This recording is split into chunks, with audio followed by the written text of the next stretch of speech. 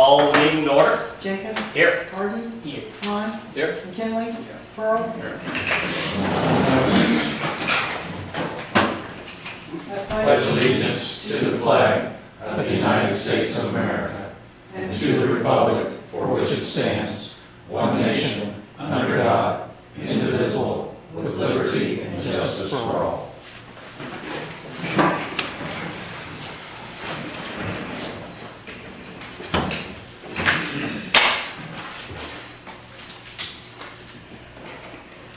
The first thing that we have on this evening's agenda is section 1, the consent agenda.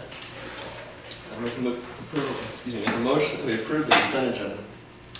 Second. Call it. Jenkins. Yes. Harden. Yes. Klein. Yes. McKinley. Pearl. Yes. Motion carried. There being no unfinished business, we move to section 3, new business.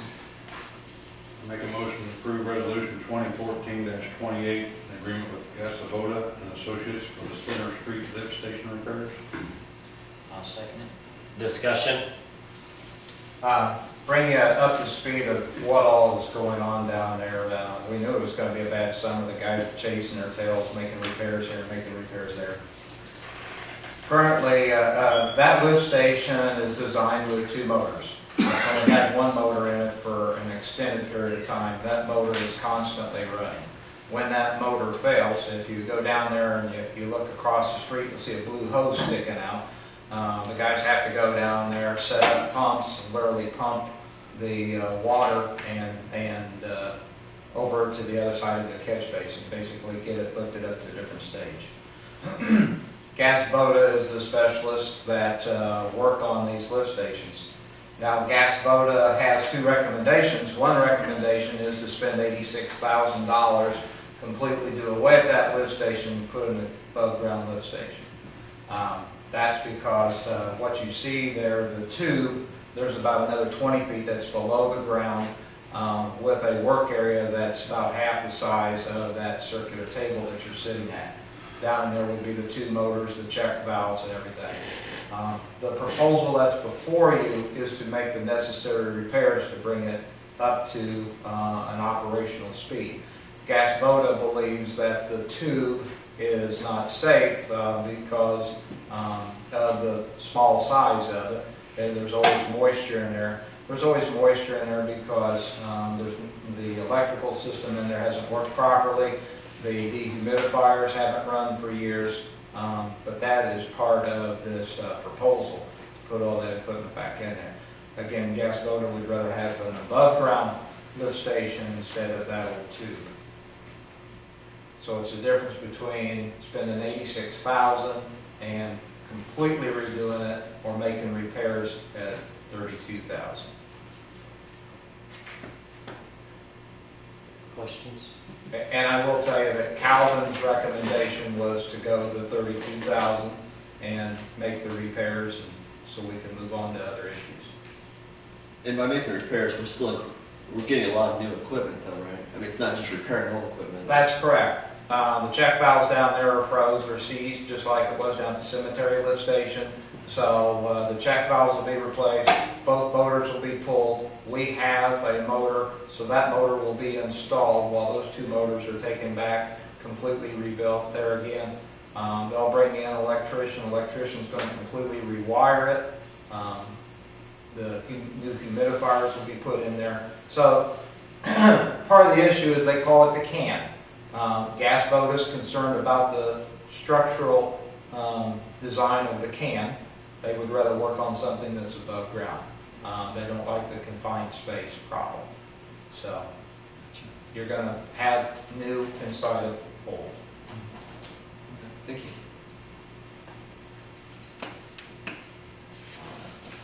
Call it. Harden. Yes. Klein. Yes. McKinley. Yes. Pearl. Yes. Jenkins. Yes. Motion carried. This moves us to section 4, other items, the city manager's report. Well, the key thing was what we just passed with the Center Street lift station. The guys have been working combined, trying to get the water main hooked up out South Park. With the heavy rains, with the creek being up, that's caused them some additional problems. It is now hooked up on the north side and the south side of the immediate area of Salt Creek. The last installation will be in the 500 block of South Main. That tall fire hydrant that everybody's always wanted to know why that tall fire hydrant was there. That is now where the last hookup will be. And then Calvin's going to load it up with some chlorine and see how long it takes for him to get a good water sample out of that. So they were planning on doing that tomorrow or Wednesday if they stay on target. There was a comment made about the street patches this week. Last week the guys went out and they got some of the concrete approaches repaired from when they had water leaks back during the winter. They're going around with coal patch now, getting ready for the MFT program to come in. I've popped in a couple times down at the city-owned building down where the pharmacy will go. Encourage any of you to go down there if at all possible. Mac and I went down there the other day. He met the guys that were in there working. They'll gladly stop, talk to you, and tell you how appreciative they are of the opportunity to be able to come to Farmer City. July 16th, there was a city managers meeting, Champaign area city managers meeting. I did attend that. And we do have a business from Muhammad that's looking at expanding and coming over to Farmer City. If it looks like that's going to be something a little bit more definite, then I'll keep you posted on that one. And I have been in contact again for the second time with the company interested in the cannabis operation, so we're still on hook for that. And one thing that was talked about at the last meeting was the sidewalk out to the west side. I did have a meeting with Stuart Gray. Stuart said it'd be a couple weeks before he got back to Florida, back home. He'll pull up some agreements that were never signed between him and the city for the easements of the utilities that's already there. He'll get a hold of his attorney, see what can be drafted up, so if we put a sidewalk back there, we would have ownership of that 4-foot, 6-foot strip of land. He's really concerned about liability.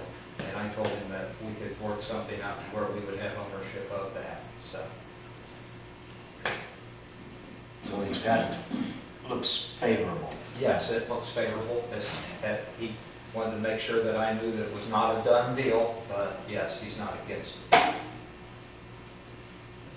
Any questions to the city manager and his report? Non-agenda items and other business? Yes. Recycling. What's the story about recycling in town? Why it doesn't fail? Why does it not work? What it takes? This goes back a year and a half ago when it got brought up. I contacted Area Disposal and Night Disposal at the time. Area wanted such an outlandish price, and we didn't have the money in our budget. Nights, we had gotten a hold of them, and basically they were open to do it. However, we didn't want to start a program if we weren't going to be able to keep it up, if we were only going to be able to, in the middle of the budget year, because it got brought up after the budgets were already passed.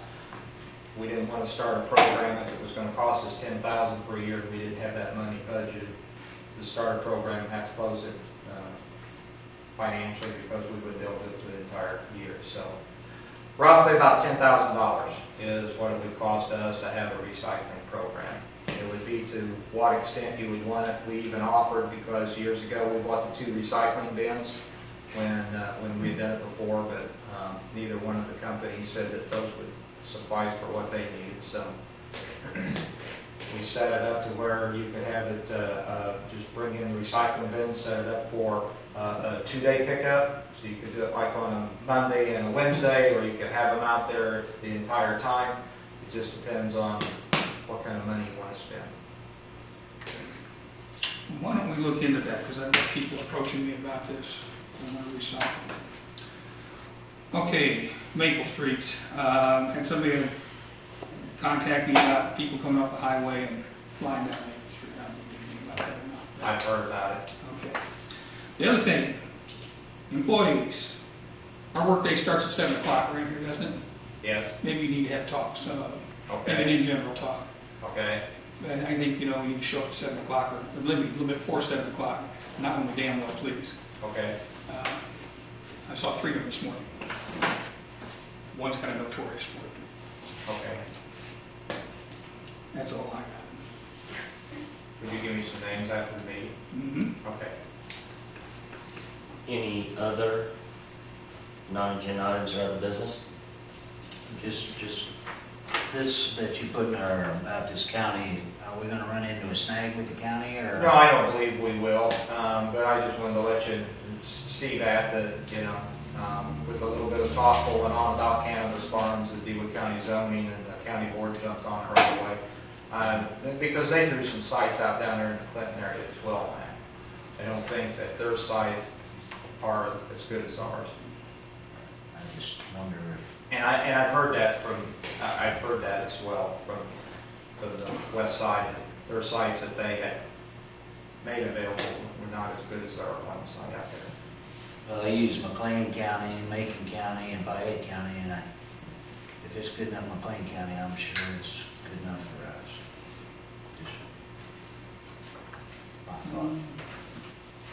DeWitt County's a little stiffer on zoning than our neighboring counties. Certain things they kind of crack down on. I have a public comment.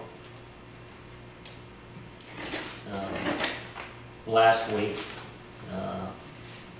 we lost a very good man. Mike Hendricks is a great man. The love that was shown to him during his life and in response to the passing of it demonstrates the core values that this city believes to be paramount. Therefore, after much thought and discussion the city has had with the family, I will be putting forth a resolution at our next council meeting to rename South Park the Mike Hendricks Memorial Park.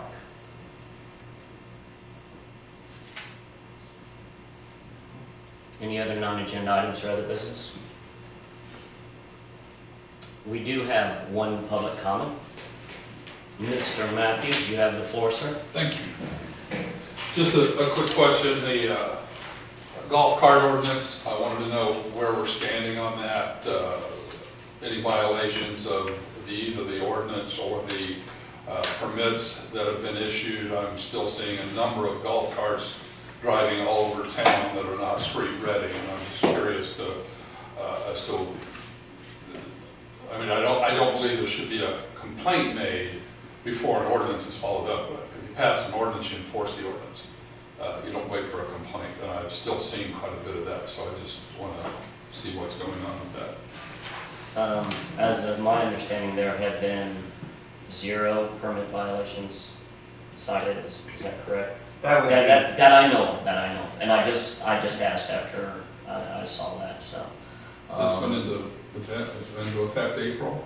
that's I mean, this was